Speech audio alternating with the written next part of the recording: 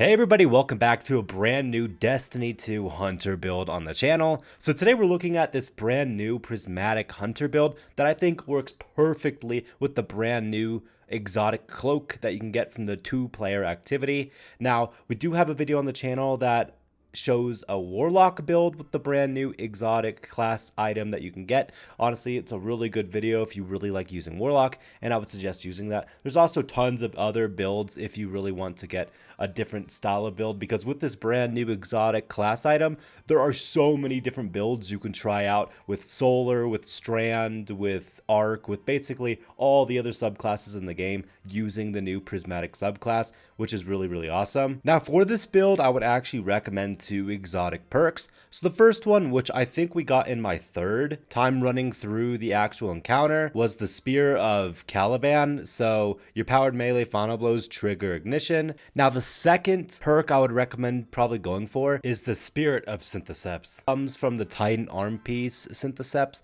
so it's a really good second perk you can get on this exotic hunter cloak. But honestly, with just one, it's still really good, and any other second perk you get is just going to add to it no matter what you do. So there's really no reason to actually end up using just one exotic when you can have this cloak that still uses 2. Now if you're trying anything super difficult with a lot more health on the actual bosses, I would definitely recommend using Celestial Nighthawk with the brand new golden gun sniper. It's one of the best damage combinations you can use, and everyone's been using it, especially in the new raid. But for lower tier activities that don't require nearly as much damage to actual bosses, just throw on that class hunter cloak. Still really good. Now again, the still hunt just for doing damage to bosses, you can't beat it right now, especially when you pair it with Celestial Nighthawk. So again, even though this build works amazing with the brand new Hunter Cloak exotic, if you're doing anything that involves dealing damage to bosses, this is definitely the play to go. Now you saw there I am using the Golden Gun exotic with this build because it's probably the strongest exotic for just dealing damage to high tier enemies, especially in just any encounter. Now I do use Gambler's Dodge. Now it works perfectly with the main ability because you're going to be dodging and meleeing and dodging and meleeing, and you're going to get both of your abilities back super fast if you just continue this dodge melee back and forth. It just works really well, and you do such incredible damage to actual enemies, and you get your health back that you're going to be surviving pretty darn easily if you're using this correctly. And it's just such a good pair when you can just melee and dodge. Now for the grenade, I'm using the Dusk Field grenade so that you can get that darkness energy more, so that you can get your prismatic super back really easily, because the Dusk Field grenade is one of your only ways to actually deal dark damage if you're not using a gun with a dark subclass or with stasis or strand. So this Dusk Field grenade is going to be perfect for actually getting your darkness energy up while you're using your other abilities, which are getting your light energy up, so you're getting that prismatic super back really fast. All right, so now we're on to the class abilities that make this build just so perfect.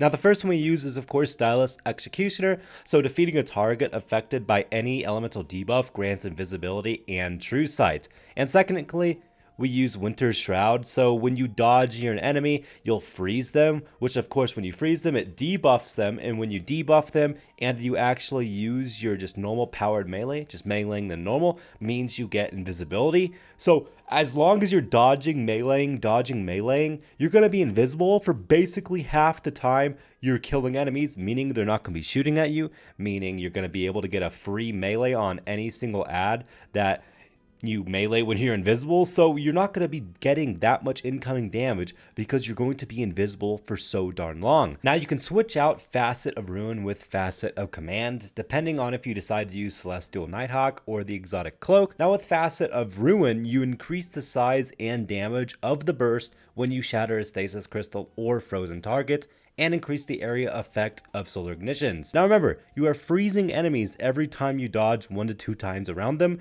So if there's multiple enemies, you're going to be dodging 3 to 4 times before killing maybe 5 to 10 total enemies in just a few seconds. Now, a Facet of Command will reload your equipped weapons when you freeze or suppress a target. Also, defeating a frozen target creates a stasis shard or void breach. So the second fragment I use is Facet of Blessing. Now, final blows will start health regeneration while transcendent. Mainly, final blows are health regeneration for you and nearby allies, meaning not only are you going to go invisible every single time you get a melee kill, but you're also going to start healing your teammates if you're transcendent. The next next fragment I use is Facet of Courage. So your Arc, Solar, and Void abilities deal increased damage to targets affected with Darkness debuff. And again, when you're using Winter Shroud and you're dodging around enemies, you're going to freeze them, you're going to inflict them with the Darkness debuff, and then you're going to deal extra damage. Next fragment you use is Facet of Dawn. So when you get a powered melee kill, which you're going to be getting all the time, you become Radiant, which of course is just a universal damage buff, which is super helpful when you're trying to melee enemies with a lot higher health, especially barrier or unstoppable champions in higher tier activities.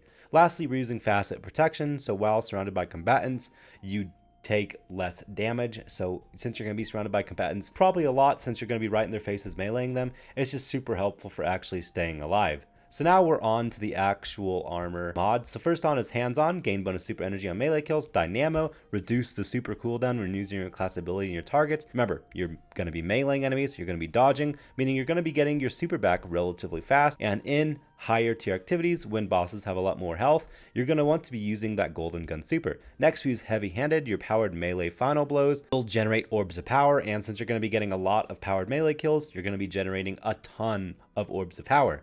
So the next armor mod we use for the arms is Impact Induction. Causing damage with powered melee attacks reduces your grenade cooldown. So since you're getting a bunch of powered melee attacks, you're going to be able to spam your abilities really easily, and if you run out of maybe dodges, you can use that grenade to freeze enemies and get your debuffs and your just buffs in general really easily. Now, I also use Fastball because I guess it's just pretty nice to be able to throw your grenade fast and exactly where you want it to go. So that's pretty darn nice. You can honestly just use whatever resistance mod you want, depending on the activity. So for the legs, I use Innervation, reduces grenade cooldown each time you pick up an orb of power. And remember, you're going to be getting orbs of power with each melee final blow. And also I use Recuperation, so this regenerates your health each time you pick up an orb of power. Remember, you're going to be getting a lot of orbs of power with your melee final blows, so it's just going to be super nice for staying alive. Last, we're on to the actual cloak. So I use Bomber twice. So this reduces the cooldown for your actual grenade, and that's just super helpful in general. Next, I use Powerful Attraction. Automatically collects nearby orbs of power when you're dodging. And remember, since you get your dodge back every melee kill, you're going to be able to collect all those orbs of power you generate every single time, just allowing you to stay alive, get your super back fast, get your abilities back fast, get your grenade back fast. It just works super well with the amount of orbs you're going to be generating with your powered final melee. So honestly, this build is really, really fun. There's just so many different builds you can make with the new class item, the Warlock class item, the Titan class item. There's hundreds of combinations with all of these different builds and all these different subclasses and all the different guardians you can choose. Really, really fun build here. Definitely let me know what you guys think about this build. What different combinations are you using with the brand new Hunter Cloak? Of course, the dim link will be in the comments down below. Don't forget to subscribe. I'll see you in a future video. Peace out.